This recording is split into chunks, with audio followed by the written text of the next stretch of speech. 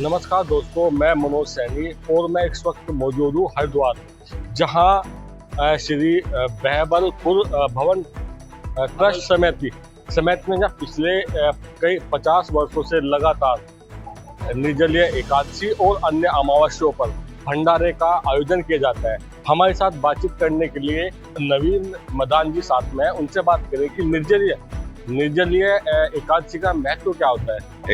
निर्जलीय एकादशी का महत्व अपने पूर्वजों, अपने पितरों के समर्पण, इस दिन का दान पुण्य जो होता है उन्हीं के समर्पित किया जाता है प्रत्येक वर्ष।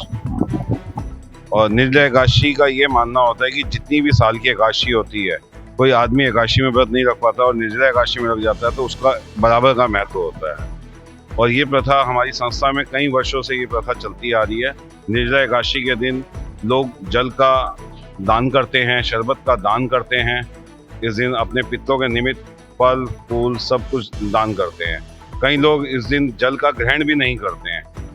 सबका अलग अलग महत्व होता है। ये बड़े बुजुर्गों के समर्पित की जाती है एकादशी का व्रत। हमारे बुजुर्ग करते आए हैं, हम भी वही देखकर कर रहे हैं। और भावलपुर भवन में ये हर साल होता है। और निर्जला एकादशी का वही महत्व है कि अगर कोई एक भी एकादशी नहीं रख पाता तो अगर यही एक ही रख लेता है उसको साल भर की पूरी एकादशी का पुण्य मिलता है। आज के दिन इसका बहुत बड़ा महत्व होता है।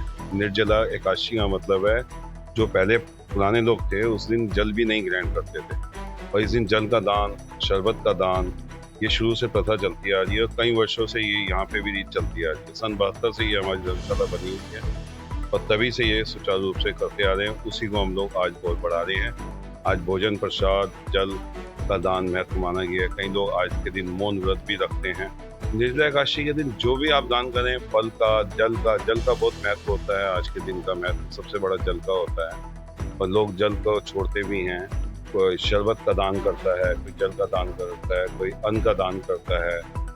और आज का दिन सब लगभग लोग फलाहार रखते हैं, जो फल खाते हैं एक टाइम जो व्रत करते हैं। और कोई लोग बिल्कुल ही कुछ नहीं खाते हैं। आज के दिन पूरा जल भी नहीं पीते। प्रति माह 2 एकादशी आती हैं, लेकिन साल के इस महीने में जो निर्जला एकादशी का इसका विशेष महत्व है। इस दिन जो हमारा सनातन धर्म में हमारे बड़े बुजुर्ग या हमारी परंपरा या हमारे कथाकार या जो भी हमारे शास्त्र बताते हैं, इस निर्जला एकादशी के व्रत को बड़ा महत्वपूर्ण माना गया है। आज के दिन सबसे बड़ी पहली सेवा तो जल की मानी जाती है। बाकी हर इंसान दान के कई रूप हैं, कुछ भी कर सकता है। अपनी पूजा पाठ करे, गंगा में स्नान करे। अगर हरिद्वार का नहीं है तो स्नान में अपना गंगा जल घर पे भी अपने कर सकता है। धर्म के कई रास्ते हैं, धर्म करना चाहिए। अपने जो हमारे शास्त्र, बड़े संस्कार हमारे बड़े बुजुर्ग कह गए, उसका हमें पालन करना चाहिए। हमारी ये संस्था पिछले 50-60 सालों से ये परंपरा को निभा रही है।